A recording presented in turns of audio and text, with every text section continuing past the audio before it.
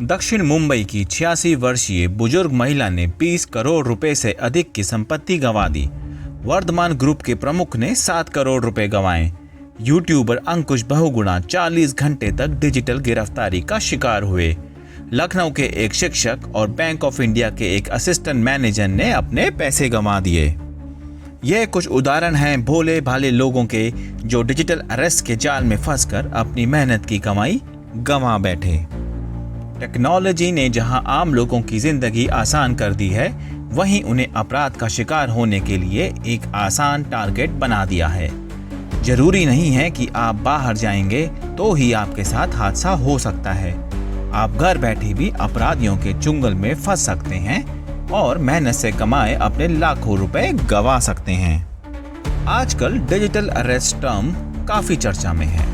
रोजाना इससे जुड़ी खबरें सुनने और पढ़ने को मिल रही हैं। लोग इस अपराध का शिकार होकर अपनी गाढ़ी कमाई खो रहे हैं। भारत ने वर्ष 2024 के पहले 9 महीनों में साइबर घोटालों के कारण 11,000 करोड़ से अधिक की रकम गंवाई।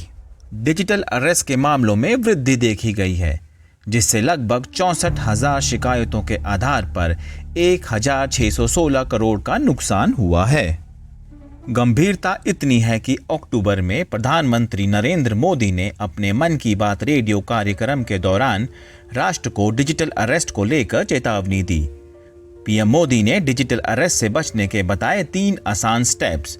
रुको, सोचो, एक्शन लो। तो आखिर क्या है डिजिटल अरेस्ट? टेक्नोलॉजी के दौर में यह ऑनलाइन धोखाधड़ी का एक नया तरीका है। इस धोखाधड़ी में जालसाज खुद को पुलिस या जांच एजेंसियों का कर्मचारी बताकर लोगों को डराने की कोशिश करते हैं। वीडियो कॉल की मदद से यह ठग व्यक्ति को उसके घर में ही नजरबंद कर देते हैं। आपके माइंड और मोबाइल पर कब्जा जमा लेते हैं।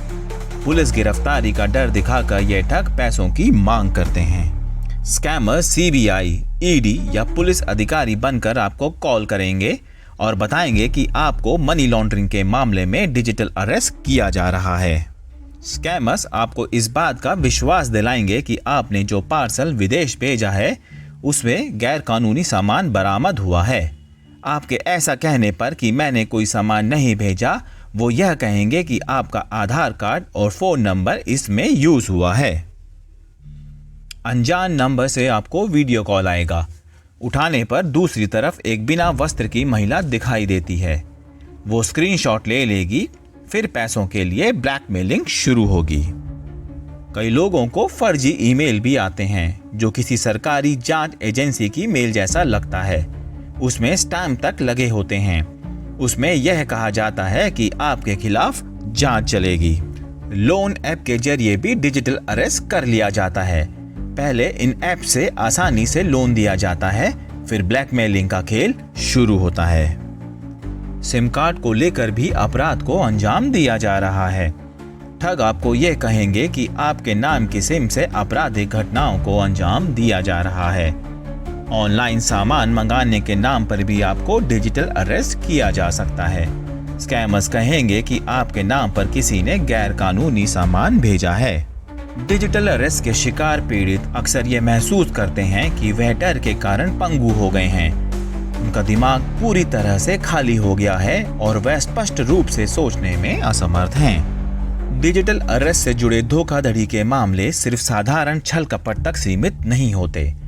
ठग साइकोलॉजिकल मैनिपुलेशन का इस्तेमाल करते हैं, अपने शिकार को सिस्टमैटिक रूप से अलग थलग कर देते हैं, झूठी वास्तविकताएं करते हैं और एडवांस टेक्नोलॉजी का उपयोग करके एक ऐसा माहौल बना देते हैं जिसमें पीड़ित खुद को पूरी तरह से फंसा हुआ और असहाय महसूस करता है। इस धोखाधड़ी का शिकार होने वाले व्यक्ति अक्सर फाइनेंशियली स्टेबल और समाज में सम्मान रखने वाले लोग होते हैं। साइबर पुलिस का कहना है कि जहां वरिष्ठ नागरिक डिजिटल गिरफ्तारी के शिकारों में अधिकांश होते हैं, वहीं बैंकर्स, डॉक्टर और बहुराष्ट्रीय कंपनियों के निदेशकों जैसे योग्य पेशेवर भी इसके प्रति संवेदनशील होते हैं। तो डिजिटल अरेस्ट होने पर खुद को कैसे बचाएं? पूरी तरह से जागरूक रहें, किसी की धमकी से डरे नहीं। संदिग्ध आईडी से आई ईमेल में दिए गए किसी भी लिंक पर क्लिक ना करें। किसी भी कीमत पर फोन में ठग द्वारा बताए जा रहे कोई भी ऐप डाउनलोड ना करें। पार्ट टाइम जॉब्स और स्टॉक निवेश के बारे में सोच समझकर कदम उठाएं। डिजिटल अरेस्ट का शिकार होने पर कहां शिकायत करें? देश में बढ़ रहे साइबर क्राइम को देखते हुए सरकार ने एक पोर्टल cybercrime.gov.in लॉन्च की है। यहां पर आप अपने साथ हुई घटना की शिकायत दर्ज करा सकते हैं। पोर्टल पर हर राज्य के लिए अलग अलग नंबर दिए गए हैं। इन पर कॉल करके आप अपनी शिकायत दर्ज कर सकते हैं। हेल्पलाइन नंबर 1930 पर कॉल करके आप साइबर क्राइम की शिकायत दर्ज करा सकते हैं। ध्यान रहे, भारतीय कानून के तहत डिजिटल गिरफ्तारी का कोई प्रावधान नहीं है। कभी भी फोन, ईमेल या मैसेजिंग ऐप के जरिए बिना वेरीफाई किए अपनी व्यक्तिगत या वित्तीय जानकारी साझा ना करें। किसी को भी पैसे ट्रांसफर करने से पहले अपने रिश्तेदारों या दोस्तों से बात करें।